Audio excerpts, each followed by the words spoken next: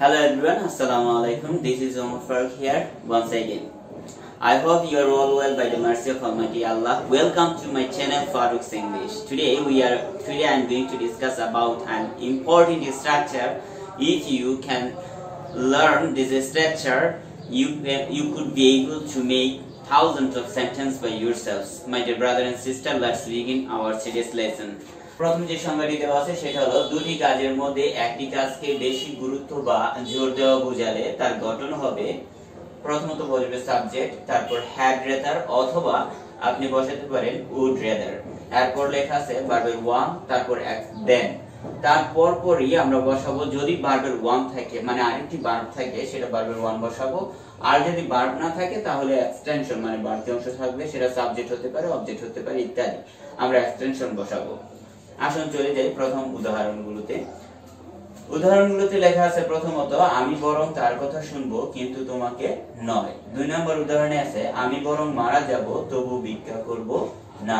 3 নম্বর উদাহরণে লেখা আছে সে বরং পড়বে তবু নকল করবে না। 4 নম্বরে লেখা আছে আমি মারা যাব তবু মিথ্যা বলবো না। সম্মানিত ভিউয়ার্স, আমরা উপরে যে স্ট্রাকচারটি আছে সেই স্ট্রাকচারটি দিয়ে এই চারটি বাক্য সম্পূর্ণ ইংলিশে গঠন করব। আসুন আমরা স্টার্ট করি। প্রথমত যে বাক্যটি সেটা হলো আমি বরং তার কথা শুনবো কিন্তু তোমাকে নয়। তোমাকে নয় মানে তোমার কথা নয়। এখানে প্রথমত সাবজেক্ট আছে আমি, তা আমি বসালাম আই, স্ট্রাকচার অনুযায়ী আমরা সাবজেক্টটি বসালাম। সাবজেক্ট বসানোর পরপরই কিন্তু আমাদের হ্যাড রেদার অথবা উড রেদার বসাতে হবে। আমি এখানে প্রতিটি সেন্টেন্সে আমার ইচ্ছা মতো উড রেদার কথাটি ব্যবহার করছি। I would rather বসানোর পর আমাদের ভার্বের ওয়ান বসাতে হবে। একটু খেয়াল করবেন এখানে ভার্বের ওয়ান হলো কথা শোনা। কথা শোনা ইংলিশ হলো লিসেন। লিসেন টু কার কথা? তার কথা। I would rather listen to him। এরপর ভার্বের ওয়ান বসানোর পর আমাদের দেন বসাতে হবে। আমরা বসালাম দেন।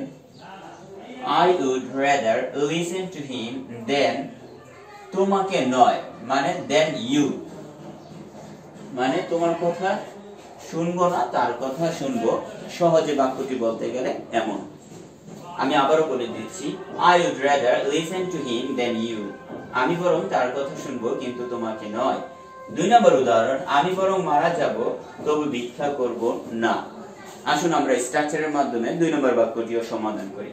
প্রথম বাক্য, প্রথমত উদাহরণে দেওয়া আছে যে আমি এই ইংলিশ হলো আই, লিখলাম আই। এরপর আমাদের উড রেদার অথবা হ্যাড রেদার বসাতে হবে। আমি বলছি যে আমি উড রেদার কথাটি ব্যবহার করব। আই উড রেদার লিখলাম I would rather। এরপর আমাদের ভার্বের ওয়ান বসাতে হবে। এখানে ভার্বের ওয়ান হলো মারা যাওয়া। মারা যাওয়া এর ইংলিশ হলো যাই। I would rather যাই, তারপর আমাদের দেন বসাতে হবে। আমরা দেন বসিয়ে দিলাম। I would rather die then আমি মারা যাব তবু ভিক্ষা করব না। ভিক্ষা করার ইংলিশ হলো beg। সম্মানিত ভিউয়ার্স, সম্পূর্ণ বাক্যটি হলো I would rather die than beg। অর্থ আমি বরং মারা যাব তবু ভিক্ষা করব না। 3 নম্বর যে উদাহরণ সে বরং পড়বে তবু নকল করবে না। সে বরং পড়বে তবু নকল করবে না।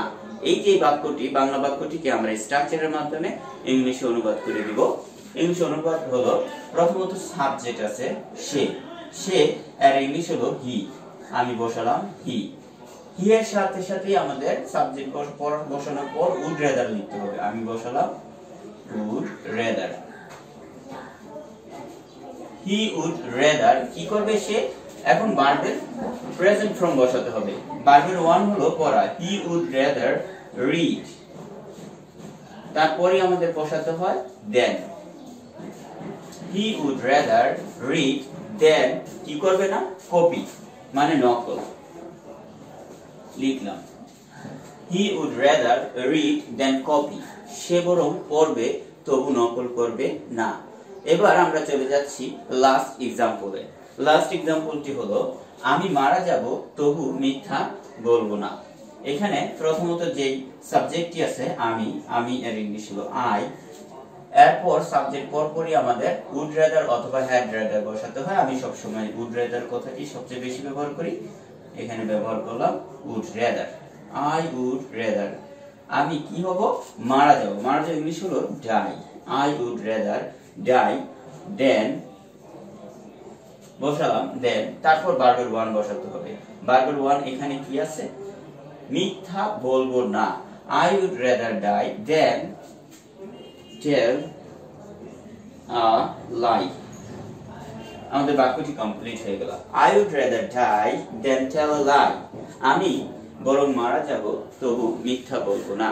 সম্মানিত ভিউয়ার্স, সম্পূর্ণ পর্বটি আমি আরো একবার রিভাইজ দিয়ে দিচ্ছি আপনাদের বোঝার সুবিধার্থে। আমাদের সংজ্ঞাটি হলো, দুটি কাজের মধ্যে একটি কাজকে বেশি গুরুত্ব বা জোর দেওয়া বোঝালে তার গঠন হবে, প্রথমত হবে সাবজেক্ট, তারপর হ্যাড রেদার অথবা উড রেদার বসাবো, এরপর ভার্বের ওয়ান বসিয়ে দেন বসাবো।